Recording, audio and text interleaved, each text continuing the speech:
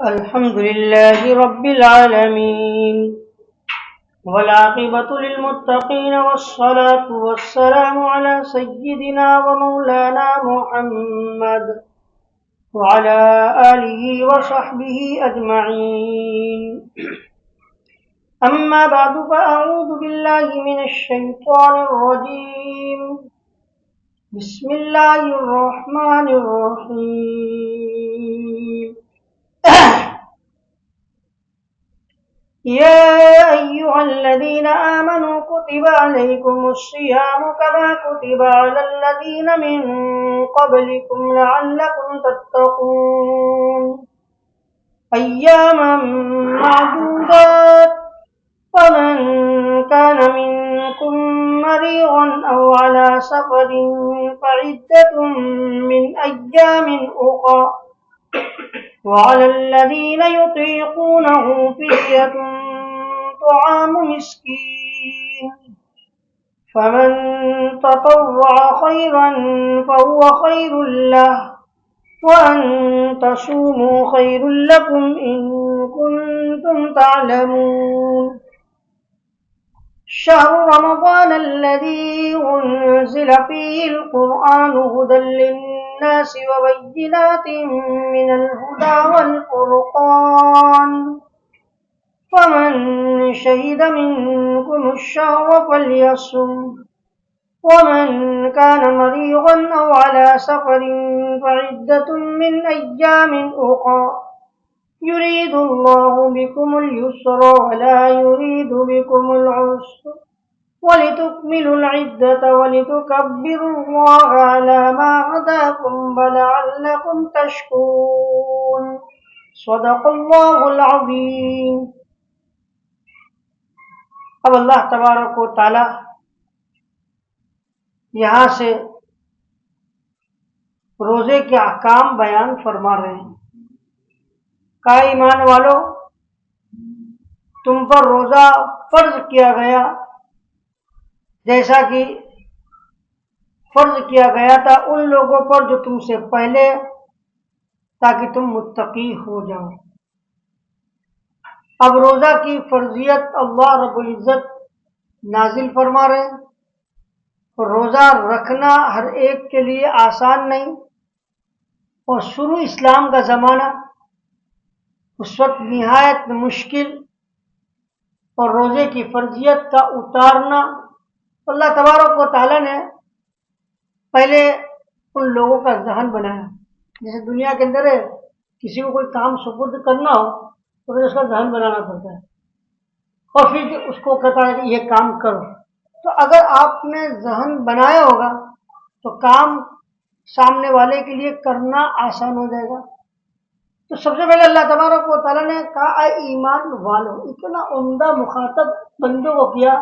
یا ایھا عبادی کا یا عبادی، اے میرے بندو، کتب علیکم الصیام، ایسا نہیں کہا یا ایھا الذین آمنوا، اے ایمان والو. مثال کے طور پر ہمارا بچہ ہو، ہم اس کو کہ اے میرے پیارے ذرا پانی لاؤ، بہت خوشی کے ساتھ لے آئے گا. میرے ابا نے مجھے بہت اچھی طرح مجھے بلایا اور کہیں گے اے نالائق جا پانی لاؤ، لائے گا ضرور اور خوشی کے ساتھ نہیں لائے گا. تو یہاں پر اللہ رب العزت نے بندوں کو مخاطب کیا یا ایھا الذین آمنوا، ایمان والو. اور جب ایمان والا کہہ دیا تو ایمان والے کی شان یہ ہوتی ہے کہ جو اللہ کہے اس پر کیا کرے، عمل کرے. پھر آگے فرمایا کتب علیکم الصیام، تم پر روزے فرض کیے گئے. اس لیے ایمان کا تقاضا یہی ہے کہ تم اس روزے کو کیا کرو، پورا کرو. آگے اور ایک بات بیان فرمائی کہ گھبراؤ مت اور یہ مت سمجھو کہ یہ حکم صرف تم کو ہی دیا گیا اور تمہارے اوپر ہی اتنا مشکل حکم نازل کیا گیا روزہ رکھنا. نہیں، کوئی ایسی بات نہیں ہے. یہ تو کما کتب علی الذین من قبلکم، تم سے پہلے والے لوگوں پر بھی روزے فرض کیے گئے تھے. اس لیے آپ یہ مت سمجھنا کہ آپ ہی پر ہوا. اللہ تبارک و تعالیٰ کا اتنا بھاری حکم ہم ہی پر ڈالا گیا، ہم سے پہلے کسی پر اتنا بڑا بھاری حکم نہیں ڈالا گیا، نہیں نہیں نہیں، یہ تو اگلی امت پر بھی روزے رکھے بتائے گئے تھے۔ اب یہ الگ بات ہے کہ اگلی امت پر روزے کی فرضیت کتنے دن تھی، کتنا وقت تھا، اس میں ہو سکتا ہے اختلاف، لیکن ان لوگوں پر بھی تو روزہ فرض تھا، تو اب آسان ہو گیا، کوئی بات کوئی حکم ہوتا ہے، دیکھو آپ کو کہتا ہوں آپ سے پہلے بھی کہا گیا، ان کو بھی کہہ دیا، تو آسان ہو جائے گا۔ یعنی ایک سائیکولوجی کہ یہاں پر بتا دیا کہ تم پر روزہ فرض خالی تمہارے اوپر نہیں ہے، تم سے پہلے بھی ہے۔ اور تیسری بات بیان فرمائی لعلکم تتقون، کیا گھبرانے کی ضرورت ہے؟ روزہ اگرچہ مشکل ضرور ہے، لیکن اگر آپ روزہ رکھ لو گے، کوشش کر لو گے، تو اللہ تبارک و تعالی اس روزے کے رکھنے کی برکت سے تمہیں متقی بنا دے گا، تمہیں پرہیزگار بنا دے گا، تمہیں تقوی کی دولت سے مالا مال کر دے گا۔ اگر اللہ تبارک و تعالی کسی کو متقی بنا دے اس کا بیڑا پار۔ اتنی قرآن پاک میں اور حدیث شریف میں متقین اور تقوی پر نعمتیں بیان فرمائی ہیں۔ پہلی نعمت ان اللہ یحب المتقین، اللہ تعالیٰ متقین سے محبت کرتا ہے۔ اگر ہم نے رمضان مبارک روزہ رکھا اور روزہ رکھنے کے بعد اللہ نے ہمیں تقوی کی دولت سے مالا مال کر لیا اور متقیوں میں ہمارا شمار ہو گیا، سب سے پہلے خوشخبری ان اللہ یحب المتقین، اللہ متقین سے محبت کرتا ہے۔ اور اگر اللہ کی محبت مل گئی تو معمولی چیز نہیں ہے۔ بخاری شریف کی روایت ہے، نبی کریم صلی اللہ علیہ وسلم نے یہ ارشاد فرمایا کہ جو اللہ کسی بندے سے محبت کرتا ہے تو اللہ جبرائیل امین کو کہتا ہے جبرائیل میں فلاں بندے سے محبت کرتا ہوں، تم بھی اس سے محبت کرو، اور آسمان والوں کو حکم دے دو، جبرائیل امین تمام فرشتوں کو حکم دیتے ہیں، اے تمام فرشتوں، میں اللہ فلاں بندے سے محبت کرتا ہے، میں بھی اس سے محبت کرتا ہوں، تم بھی اس سے محبت کرو۔ پھر آسمان والے زمین والوں کو کہتے ہیں کہ زمین والوں اللہ فلاں بندے سے محبت کرتا ہے، ہم بھی اس سے محبت کرتے ہیں، تم بھی اس سے کیا کرو، محبت کرو۔ دنیا کی ساری مخلوق اس متقین سے اللہ کی محبت کرنے کی وجہ سے محبت کرتی ہے۔ ایک چھوٹی سی مثال ہم اور آپ دیکھتے ہیں، جو اللہ کے نیک بندے ہوتے ہیں لوگ ان کی محبت میں کیسے مارے مارے پھرتے ہیں، اور ان کی زیارت کو، ان کی ملاقات کے لیے کیسے تڑپتے ہیں۔ جتنے اللہ کے نیک بندے گزر گئے اولیاء اللہ، ہم آج بھی ان اولیاء اللہ کا نام لیتے ہیں تو کتنی محبت سے نام لیتے ہیں۔ وجہ کیا؟ ہمارے دل میں محبت کیا، ہم نے وہ اللہ کے بندہ، اللہ کے نیک بندوں کو دیکھا نہیں ہے۔ خواجہ معین الدین چشتی رحمۃ اللہ علیہ کا نام آتا ہے، محبت سے ہمارا دل بھر جاتا ہے۔ آخر ہم نے دیکھا ہے ان کو، ان سے بھی محبت کیوں ہے؟ اس لیے کہ اللہ ان سے محبت کرتا ہے، اور اللہ کی محبت کے نتیجے میں مخلوق ساری کی ساری ان سے کیا کرتی ہے، محبت کرتی ہے۔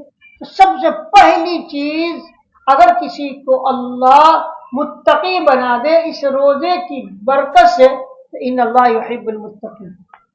اور دوسری خوشخبری اللہ نے قرآن پاک میں کیا دی؟ وَمَن يَتَّقِ اللَّهَ يَجْعَل لَّهُ مَخْرَجًا وَيَرْزُقْهُ مِنْ حَيْثُ لَا يَحْتَسِبُ، جو متقی ہو جاتا ہے، اللہ سے ڈر کر زندگی گزارتا ہے، تو وہ تنگی میں بھی ہوگا اللہ اس کو تنگی سے نکال دے گا، پریشانی ہوگا اللہ اس پریشانی کو دور فرما دے گا، اور وَيَرْزُقْهُ مِنْ حَيْثُ لَا يَحْتَسِبُ، اور اللہ ایسی جگہ سے اسے رزق عطا فرمائیں گے جہاں سے اسے گمان نہیں ہوگا۔ متقی کبھی رزق کی پریشانی میں مبتلا نہیں ہوگا، یہ اللہ کا وعدہ۔ جو نیک اللہ کے متقی بندے ہوں گے، جس سے اللہ محبت کرتا ہوگا، اللہ کبھی اپنے اس بندے کو رزق کی تنگی میں مبتلا نہیں فرمائے گا۔ بڑے بڑے اولیاء اللہ کا ہم نے دیکھا ہے، ان کے لنگر چلتے ہیں، کہاں سے آتے ہیں؟ بڑے بڑے اللہ کے نیک بندوں کو ان کا خوب بڑے بڑے چلتے، اللہ تبارک و تعالیٰ خوب ان کے دیتے ہیں، خوب جاتا ہے. یہ اللہ تعالیٰ کی طرف سے انعام ہے متقین کے لیے. اور ایک ہے وَمَن يَتَّقِ اللَّهَ يَجْعَل لَّهُ مِنْ أَمْرِهِ يُسْرًا. اب دنیا میں کون ایسا ہوگا جو یہ نہیں چاہتا ہو کہ میرے سارے کام آسان ہو جائے، مشکلات دور ہو کر سارے کام کیا ہو جائے. اللہ فرماتا ہے متقی بن جاؤ، میں تمہارے سارے کام کو آسان کر دوں گا. سارے کام آسان. بہت تقوی کی فضیلت لکھی ہے، بہت لکھی ہے. اور سب سے بڑی فضیلت تو کیا ہے؟ وَسَارِعُوا إِلَىٰ مَغْفِرَةٍ مِّن رَّبِّكُمْ وَجَنَّةٍ عَرْضُهَا السَّمَاوَاتُ وَالْأَرْضُ أُعِدَّتْ لِلْمُتَّقِينَ. اللہ تبارک و تعالیٰ نے جنت جس کی چوڑائی آسمان و زمین کے برابر، اور کس کے لیے؟ متقین کے لیے اللہ نے جنت دی. جو متقی ہو گیا جنت اس کے لیے. دنیا بھی بہتر، دنیا میں بھی راحت، دنیا میں بھی آسانیاں، دنیا میں بھی سکون، اور آخرت میں بھی اللہ تعالیٰ اسے جنت عطا فرمائے گا. کام صرف اتنا کرنا ہے کہ اپنے آپ کو متقی بنانے کی فکر کرے. اور متقین کہتے اس کو ہے کہ جو اللہ کے احکامات پر عمل کرے اور اللہ کے منع کی ہوئی باتوں سے رک جائے. بس یہ دو ہی، یہی دو ہی.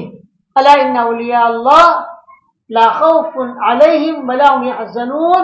سن لو اللہ کے اولیاء جو ہوتے ہیں، اولیاء اللہ، ان کو نہ کوئی خوف ہوتا ہے نہ کوئی غم ہوتا ہے. اور وہ کون ہوتے ہیں؟ مومن ایک، وکانوا یتقون، اور متقین. دو چیزیں جس کے اندر آ گئی، ایمان اور تقوی، وہ اللہ کا ولی بن گیا.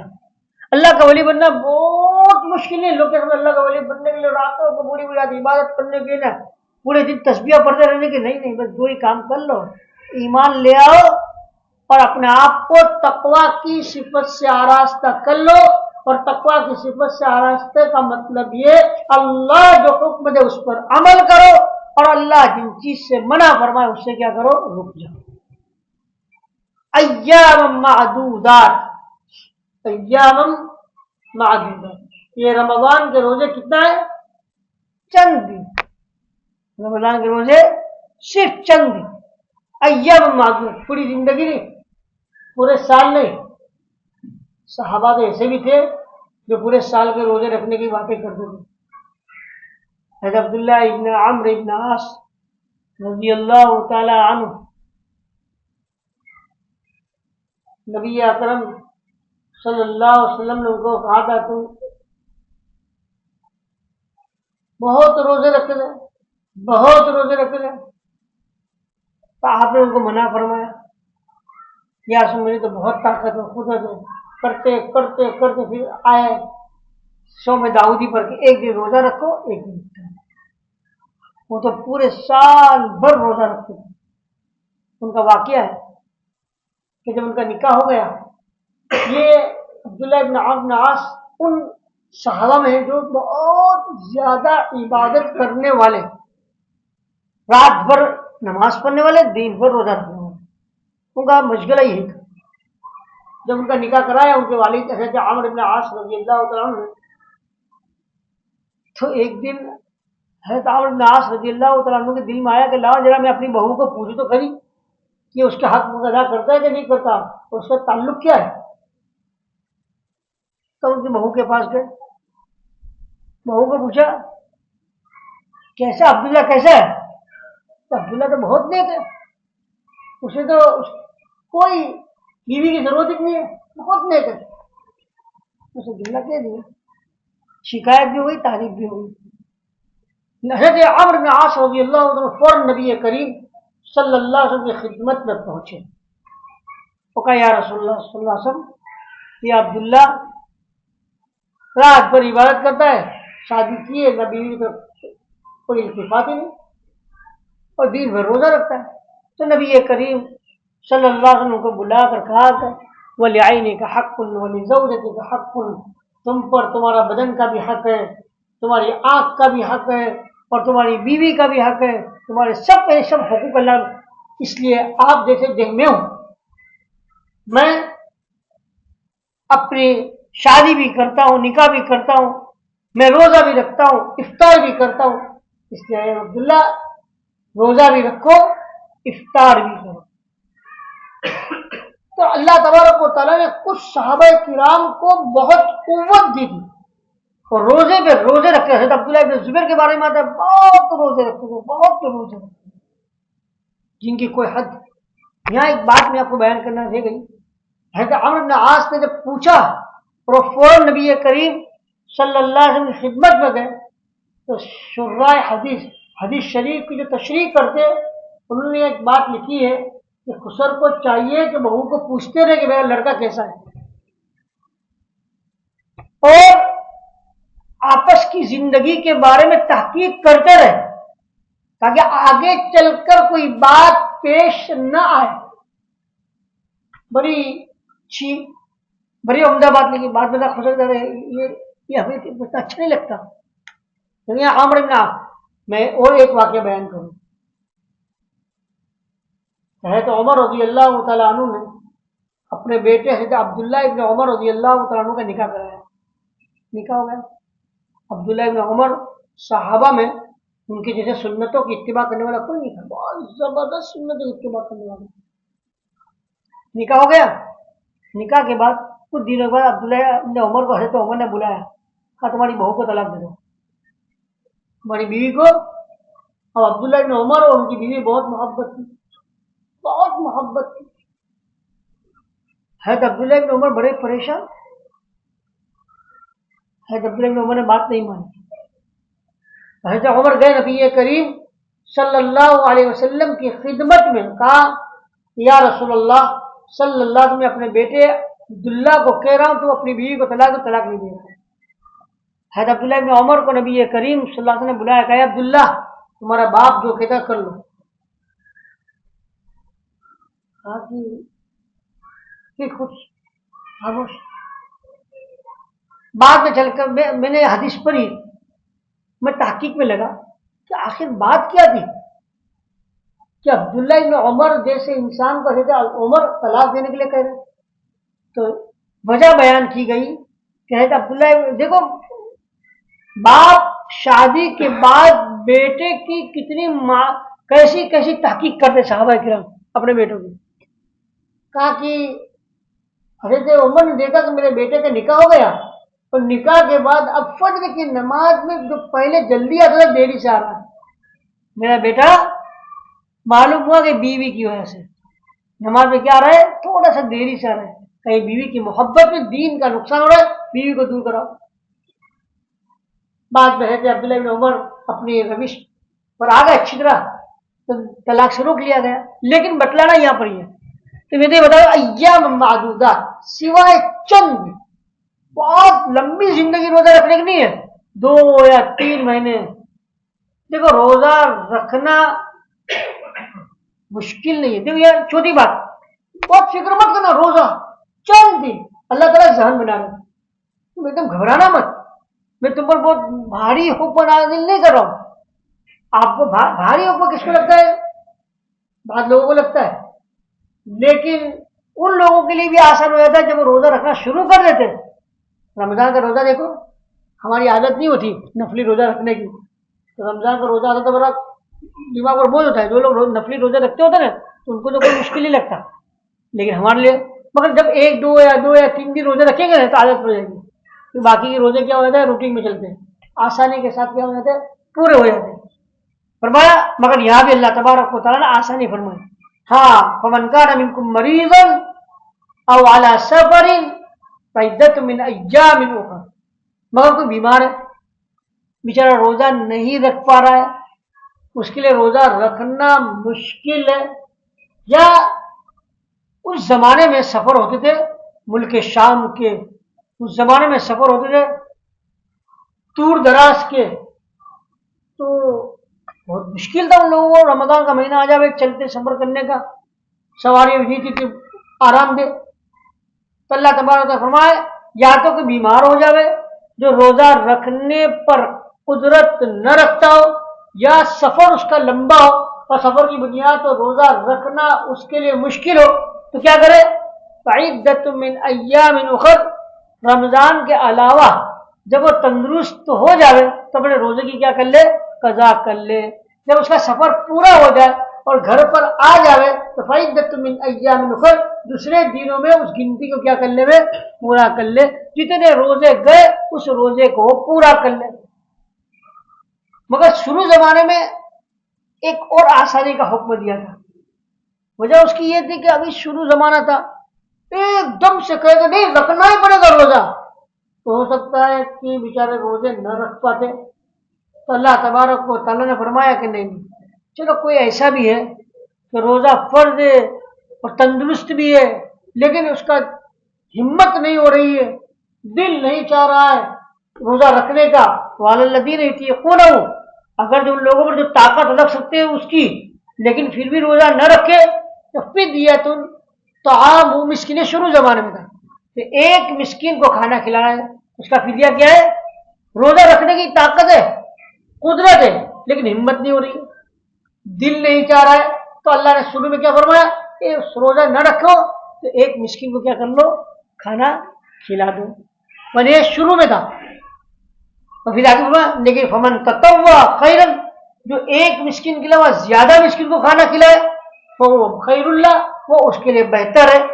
لیکن یہاں ایک بات بتائی کہ جو روزے پر قدرت رکھتا ہے تو روزہ چھوڑنے کے بجائے، فدیہ دینے کے بجائے وہ ان تصوموا، لیکن تم روزہ رکھ لو تو یہ بہتر ہے تمہارے لیے اگر تم جانو روزے کی فرضیت، روزے کی فضیلت، روزے پر اللہ تبارک و تعالیٰ کیا عطا فرمائے گا، روزے پر تمہیں کیا ملے گا، اگر تم جان لو تو تم روزہ رکھ لو، یہ کیا ہے تمہارے لیے بہتر ہے۔ پھر آگے تو اللہ تبارک و تعالیٰ اس کو منسوخ کر دیا، ختم کر دیا، نہیں، طاقت رکھنے والوں کے لیے تو کیا کرنا ہے؟ روزہ رکھنا ہی ہے۔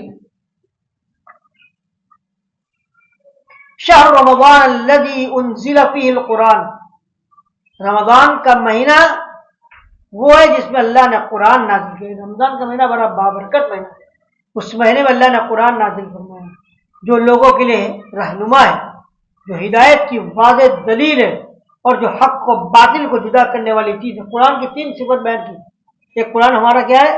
رہنما، اور ہدایت کی واضح دلیل، اور تیسری چیز الفرقان، حق و باطل کو جدا کرنے والا۔ اب اللہ تبارک و تعالیٰ نے جو پہلے جو حکم دیا تھا وعلی الذین یطیقونہ، کہ طاقت رکھنے والا بھی اگر روزہ نہ رکھے تو اس کے لیے اجازت ہے لیکن ایک مسکین کو کھانا کھلا دے، اب وہ حکم منسوخ ہو گیا، ختم ہو گیا۔ اب اگر کوئی انسان روزے پر قدرت اور طاقت رکھتا ہے تو فرمایا فمن شہد منکم الشہر، جو تم میں سے رمضان المبارک کا مہینہ پائے اور طاقت رکھتا ہے اس کو روزہ رکھنا فرض۔ اب اس کے لیے اس کے علاوہ کوئی دوسری بات نہیں۔ اب دیکھو آہستہ آہستہ، ایک دم سے نہیں کہا، یہ اللہ تبارک و تعالیٰ جب بھی کوئی حکم نازل فرما دے تو آہستہ آہستہ پہلے اس کا ذہن بنا دے۔ یرید اللہ بکم الیسر، اللہ تعالیٰ تمہارے ساتھ آسانی کا معاملہ کرتا ہے، ورنہ اللہ پہلے بھی کہہ دیتا روزہ رکھو، کچھ نہیں، بیمار ہو، مسافر ہو، کچھ بھی ہو تمہیں روزہ رکھنا ہی پڑے گا، نہیں، اللہ نے آہستہ آہستہ ولا یرید بکم العسر، اور اللہ تبارک و تعالیٰ تمہارے ساتھ عسر کا معاملہ نہیں فرماتا، تمہارے اوپر سختی کا معاملہ نہیں، اس لیے فرمایا الدین یسر، دین کیا ہے؟ دین کا کوئی حکم مشکل نہیں ہے، مشکل ہم بناتے ہیں، لیکن دین اسلام کے سارے احکام آسان ہیں، دین اسلام کے سارے احکام آسان ہیں، کوئی مشکل نہیں۔ آگے فرمایا وَلِتُكْمِلُوا الْعِدَّةَ، لیکن یہ ایک بات اور بتائی، جو رمضان کا مہینہ پائے اور اوپر جو حکم دیا تھا طاقت رکھنے والا فدیہ دے دے وہ ختم کر دیا، لیکن آگے بات تو باقی رکھی کہ اگر بیمار ہے یا مسافر ہے تو اپنی بیماری میں، اپنی مسافری میں روزہ رکھ لے تو بہتر، اور اگر نہیں رکھنا چاہتا ہے تو نہ رکھے، بعد میں اپنے روزے کی کیا کر لے؟ پورا کر لے، اللہ نے آسانی کا معاملہ فرمایا۔ میں ایک مسئلہ اور بیان کروں، بعض بیمار ایسے ہوتے ہیں جسے تندرست ہونے کا کوئی امکان نہیں، جیسے بہت کینسر میں مبتلا ہے اور سخت کینسر ہے، اب اس کے لیے کوئی یہ نہیں کہ اچھا ہو تو وہ کیا کرے، تو اسی وقت فدیہ دے دے، اس کا روزہ نہ رکھے اور ایک فدیہ، اس پر قضا نہیں ہے۔ اگر اللہ اس کو تندرست کر دے تو قضا ہے، اگر تندرست نہیں ہوا تو اس کو ایک فدیہ دے، بس روزانہ ایک مسکین کو کھانا کھلانا، تو اس کا فدیہ ہو گیا۔ بولے تو کل عدہ، لیکن ضروری ہے تمہیں تمہاری گنتی کو پورا کرنا۔ جب تم بیمار ہو یا سفر میں ہو، جب آ جاؤ تو اپنی گنتی کو پورا کرو، اپنے روزے کی قضا کر لو۔ ولی تکبر اللہ، اور تم اللہ تعالیٰ کی بڑائی بیان کرو اس بات پر کہ جس نے تمہیں رہنمائی کی، وَلَعَلَّكُمْ تَشْكُرُونَ، اور تاکہ تم شکر ادا کرو۔ یہ آیت عید الفطر کی آیت ہے۔ جب تمہارا یہ رمضان کا مہینہ پورا ہو جائے تو اب تم اللہ تعالیٰ کی بڑائی بیان کرو، یعنی عید کی دوگانہ نماز ادا کرو۔ اسی آیت کی بنیاد پر رسول اللہ صلی اللہ علیہ وسلم عید کی نماز میں زائد تکبیریں کہتے تھے کہ اللہ نے حکم دیا ولی تکبر اللہ کی تم کیا کرو، بڑائی بیان کرو۔ تو عید کی دوگانہ نماز میں صرف ایک بڑا تکبیر نہیں ہوتی، زائد تکبیریں دی جاتی ہے، کہ اس آیت کی بنیاد پر ہے، اور نبی کریم صلی اللہ علیہ وسلم کا اس پر عمل تھا۔ علامہ ہداکم، اور خوب تم اللہ تعالیٰ کا شکر ادا کرو کہ اللہ رب العزت نے ہمیں رمضان کا مہینہ عطا فرمایا اور ہمیں روزہ رکھنے کی توفیق عطا فرمائی، اس پر اللہ تعالیٰ کا کیا کرو، شکر ادا کرو۔ الحمد للہ رب العالمین، اللهم صل على محمد وعلى آل محمد كما صليت على إبراهيم وعلى آل إبراهيم إنك حميد مجيد، اللهم بارك على محمد وعلى آل محمد كما باركت على إبراهيم وعلى آل إبراهيم إنك حميد مجيد۔ اے اللہ تو ہمیں بھی متقی بنا دے، ہم سب کو تقویٰ کی دولت سے مالا مال فرما دے۔ اے اللہ تیرے متقین بندوں میں ہمارا شمار فرما دے۔ اے اللہ سب کچھ تیرے ہاتھ میں ہے۔ اے اللہ تو چاہے تیرے لیے کوئی مشکل نہیں، اے اللہ ہم چاہے نہ چاہے ہمیں تیرے احکامات پر عمل کرنے والا بنا دے۔ اللہ ہم چاہے نہ چاہے تو نے جن چیزوں سے منع فرمایا اس سے میں رکنے والا بنا دے۔ اے الہ العالمین، یا اللہ میں قرآن کو سمجھنا ہمارے لیے آسان فرما دے، قرآن کو سمجھنا ہمارے لیے آسان فرما دے، اور اس کے احکامات پر عمل کرنا ہمارے لیے آسان فرما دے۔ اے اللہ تو راضی ہو جا، اپنی رضا والی زندگی نصیب فرما، ایسے اعمال کی توفیق عطا فرما جس کو تو پسند فرماتا۔ اے اللہ تیرے ناراضگی والے اعمال سے ہماری پوری حفاظت فرما۔ اے اللہ حضور پاک علیہ السلام نے جتنی بھلائی چاہیے سب عطا فرما۔ حضور پاک علیہ السلام نے جتنے بھی شرور و فتن سے پناہ چاہیے سارے شرور و فتن سے پناہ عطا فرما۔ ہماری دعاؤں کو مجھے اپنے فضل و کرم سے نبی کریم صلی اللہ علیہ وسلم میں قبول فرما۔ وصلی اللہ تعالی علی خیر خلق محمد وعلی آلہ وصحبہ